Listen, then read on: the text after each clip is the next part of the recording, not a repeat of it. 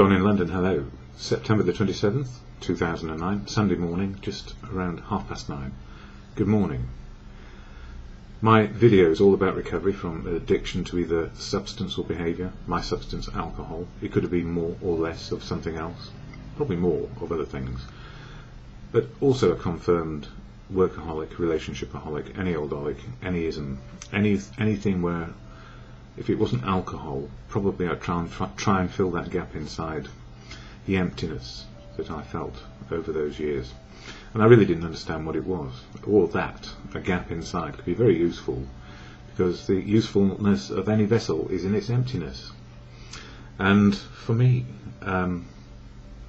sorry, my computer was just flickering then. It might mean this is not going to happen, but we'll see. And for me, I'm in recovery one day at a time. Most important, just to be in recovery for one day. And I've been doing this for a little while now. And as time goes by, I learn a little bit more about how to keep sober. So what is sober? Sober is emotional, spiritual and physical well-being for me. And it may be defined in other ways by other people, and that's perfectly okay. What makes it possible? Recovery is family, community, society, civilization, and of course finding how to be sober a day at a time. And for that I went to the fellowship of AA. I was a very poor student in the beginning. I didn't understand it, couldn't work out what on earth was going on. Why were all these people happy? And people then started to say, I'm a day sober, I'm a week sober, a month, a year, decades.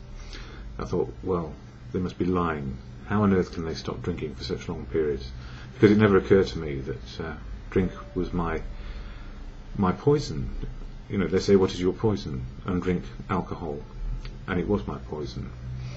So it took me a long time to realise that I could live without a drink inside me. And I thought at 6 months, you know, there'd be a gateway into a new way of living and drinking. And of course I was completely bamboozled. I thought it was there and it wasn't. So what has AA taught me? That sober life is just one day long, and it's a fellowship with unique, authentic people in it. I cannot speak for AA, would never want to. And somebody asked me if I was looking for a loophole around sharing experience, strength and hope, or trying to get around the anonymity bit. And I don't try and do that. Anonymity is sacrosanct for people to find the truth of now. So I have no problem with anonymity as a concept or a principle. How we understand it is our personal conscience, and I try to work to good conscience. So here I am, and it's not about anything but a daily reflection and meditation for me, and then seeing how it goes. So here we go. AA, I don't speak for it, but I share what it is and how it helps me. And there's a statement of intent, and it goes like this. Or it's called the AA Preamble. Alcoholics Anonymous is a fellowship of men and women who share their experience, strength and hope with each other, that they may solve their common problem and help others to recover from alcoholism. The only requirement for membership is the desire to stop drinking.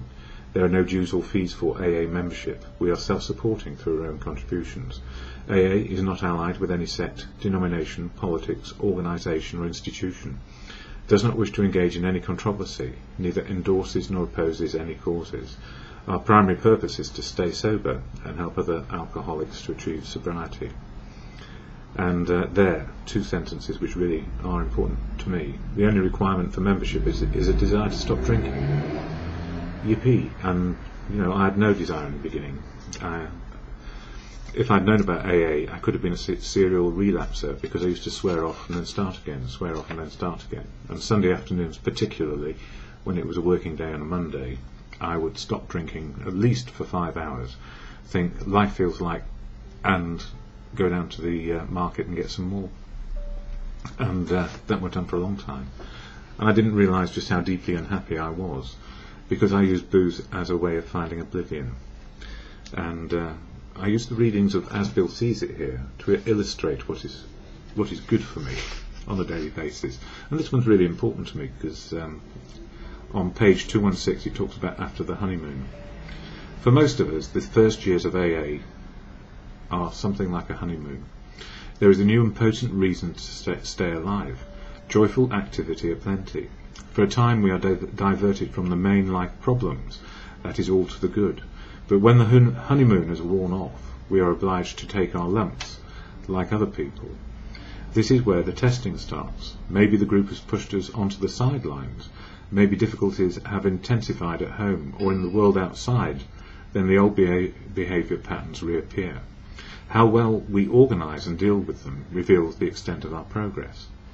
The wise have always known that no one can make much of his life until self-searching becomes a regular habit, until he is able to admit and accept what he finds, and until he patiently and persistently tries to correct what is wrong. And in the programme, I guess that's a lot about step 10, and also which is about taking a spot inventory on a daily basis of how life has gone.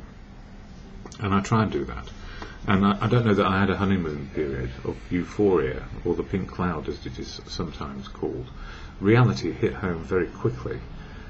1 year into recovery, I got a virus and got type 1 diabetes. And what does an alcoholic want to do? Blame himself for it. And I tried that on the consultant, and he said, no, you had a perfect set of internal organs, and this is a virus, so you can't blame it on your drinking. Now, that made me feel a bit peculiar, because I wanted to shout it from the rooftops. Guess what? Anyway, I did shout it from the rooftops simply because people need to know what is up with me if I go a bit weird and look a bit drunk. I've got type 1 diabetes and blood sugar can go low.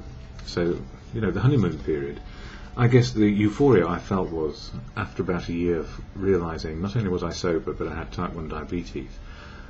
I was coping with it, or actually living with the experience of another critical and chronic condition, and it has its complications. So I've learned a bit more, and the gift is, like, over the last few weeks I hear about people who have lost their partners, and a near neighbour asked me to help when she was in she was completely distressed because her partner had suddenly died, and she wasn't sure if he was dead or not, and I got involved in trying to help and resuscitate, but it was too late.